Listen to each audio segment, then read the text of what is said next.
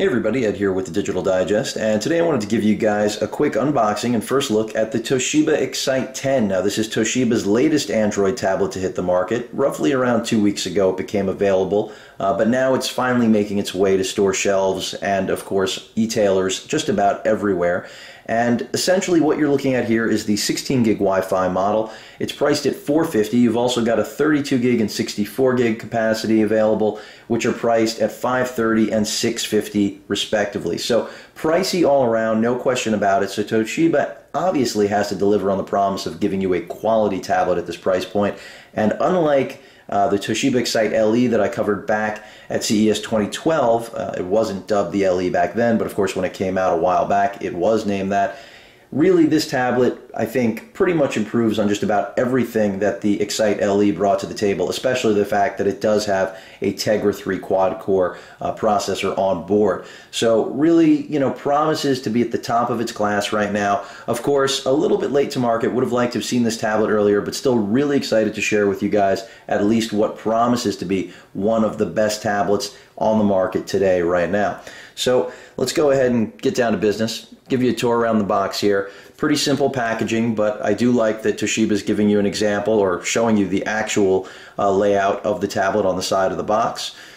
Nothing, astonishing about it, but simple, to the point. This way you know what you're getting before you actually, purchase it. Now, as far as, all the info you can see here, of course, 16 gig storage capacity here, as I mentioned. You've got that 10-inch 1280 by 800 auto bright display. That's what they're dubbing it. And so far I've heard good reviews about this display. I haven't seen it yet though in person, so I'll be of course reporting back to you guys on that.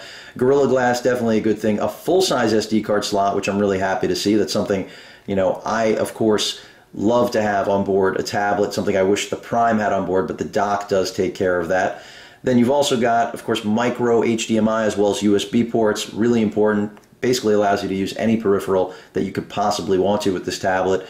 The mentioning of the Super 4 plus 1, Tegra 3 quad-core processor. That plus 1, of course, is part of NVIDIA's branding because that fifth core is there, for low-powered tasks. And then you've got dual HD cameras, I believe 2 megapixels on the front, 5 on the back, 1080p video recording capability on that rear 5 megapixel camera. Stereo speakers, which certainly a good thing, part of the quality bump up. I'm assuming that the SRS sound they promise with this tablet is going to be superior to most on the market.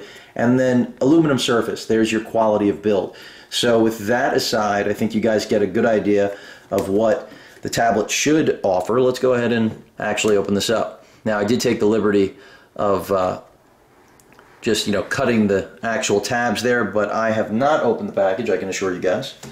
So this is the first time we are all seeing it, or at least I'm seeing it, I should say.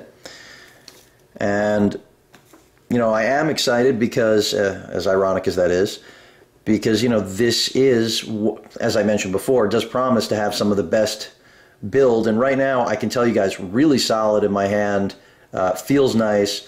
Back feels like it's aluminum to me. Let's go ahead and flip it over. You can see already picking up fingerprints, really shiny, but yeah, it seems like it's an aluminum mesh, so certainly feels pretty solid. Not a lot of flex on the tablet right now from what I can tell. Your 5 megapixel camera that I was mentioning before there on the rear, capable of 1080p video capture as well as a LED based flash, as you can see. Interesting to note that it is not, in the center of the tablet, but it's off to the right there. I'm not sure that that will really equate to any difference in performance, but pretty much a clean back, nothing else on here. I do like the design. I can tell you that right now out of the box, it's a pretty slick looking tablet. As you can see on the left side here, we've got our power button, what appears to be an orientation lock as well as volume rocker. It seems like it's completely clean otherwise here. What appears to be a microphone up at the top right there in the dead center of the tablet. Then on the right side we have it seems a dual microphone and headphone jack there, 3.5 jack, 3.5 millimeter jack. Then you've got HDMI and USB, both micro ports, but certainly nice to see that you've got both. And also the fact that the USB port, obviously you're going to be able to use despite whether the tablet is charging or not. Certainly a plus, since a lot of tablets these days do depend on their USB port for charging duty as well.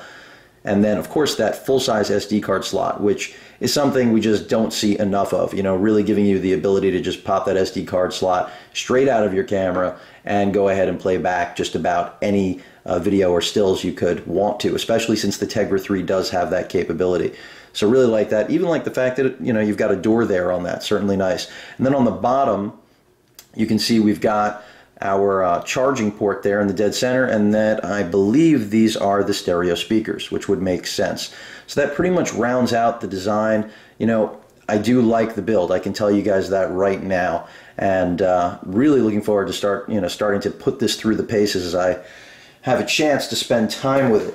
Let's go ahead and take a look at what else is in here. Obviously, the obligatory paperwork you're looking at right now, quick start guide, all of that basic stuff. But more importantly, underneath, we've got, wow, this is the charging cable. So essentially, you can see very large head here on this charging cable. Of course, that's what plugs in proprietary port, you know, the bottom that I just showed you guys of the tablet. And then the USB connector for the charger, the wall adapter, which is fairly small, I have to say. Not big at all, considering the size of this. Pretty impressive. Not sure how we got to such a small charger, but, you know, fairly, you know, straightforward. Nothing else in the box here to share with you guys, but, you know, I'm going to start charging it up, and of course I will report back to you guys, let you know what I think of it. But right now, just glad to see another quality Tegra 3 tablet, or what should be a quality, you know, Tegra 3 tablet on the market here. And of course, there's that front-facing 2-megapixel webcam as well. And as I mentioned before, there just aren't enough of these out on the market yet. So between the Transformer Prime and the Pad, which I've covered, which both, of course, are based around Tegra 3s, and then you've now got the Acer Iconia as well. Nice to see another quality tablet. It is pricey though, folks, but as I spend more time with it, I'll be sure to report back whether or not the Gorilla Glass and all of the extra touches that Toshiba, the Qs they've looked to, you know, make the quality experience and give it the feel that you would want from something priced this high, really does stand up to that price point or not. If you guys have any questions or comments, please feel free to post them. And of course, as usual, please feel free to subscribe. Later.